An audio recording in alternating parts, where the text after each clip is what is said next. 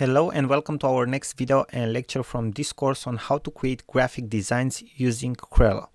Now, in previous lectures, we have talked about how you can create social media posters. You have seen exactly how you can edit and customize your designs. And now in this short lecture, we want to show you exactly how you can customize and edit and add different elements to your designs.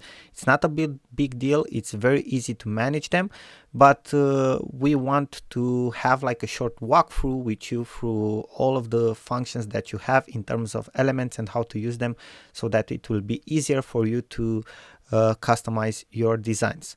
So for the purpose of this lecture and example, we will choose a Facebook post that we want to edit. As an example, let's say that it's this one for the Black Friday sale. Okay, and as you already know, we have different elements here that we can play with. We have text elements, we have shapes, and we have many other types of elements, okay, different shapes, objects, and other things. Now, basically, where are the elements that we can manage? They can be found in the left side menu of the screen, where you can see the mouse cursor right now. So the elements that you'll probably play with the most, because photos, it's easy to insert them. You have seen already how you can do that. Okay, you just go in the photos category. You can upload your own photos, or you can use free photos. Okay, and the photos themselves are an element. As you can see, they have options. They can be rotated, they can be resized, they can be cropped, and they have many functions. Okay, but most of the elements that you will probably want to use in your designs are found in the objects category. So click on the objects category and you will see that we have shapes, we have icons, illustrations, lines, borders, stickers, and frames. So first of all, we have the shapes. The ones which have the free watermark obviously are free. And the only thing that you have to do in order to use them in your design is to click on them and they will appear in your canvas on your editor, right? And then you can edit them. And each of the shapes or of the elements that you have will have some options that you will see them here in this menu. You already know how to use and customize these options from previous lectures. I will delete this shape now. And you can scroll down to see all of the shapes that you can have for free or paid ones. Then we also have icons, and we have free icons. We also have paid icons. And let me show you an example. Let's say that we want to insert this type of icon. Okay, we can customize it. Let's say that we want a green one. Okay, a dark green, blue, whatever.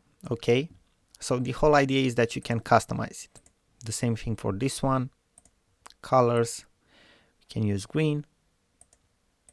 Okay, so this is how you use an icon, how you insert it. Then we have illustrations, and we have paid ones, and I think we also have free ones if we look for them. Anyway, you can see the price for the illustrations here in the small watermark in the right lower corner. Then we have lines, different types of lines that we can insert. Okay, change their color, edit them. Then we have borders. Borders are similar to frames.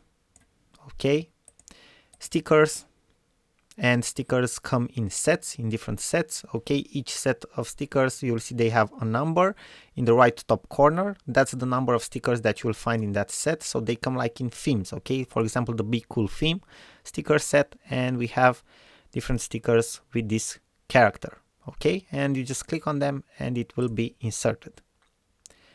Let's delete it. And then we have frames. Okay, and inside the frames we can put photos. We just have to drag a photo there. For example, we put it. Okay, and this is how a frame looks like. Pretty neat, right? Let's delete this one. So this is how you can manage your objects. You can also upload objects, as you have seen.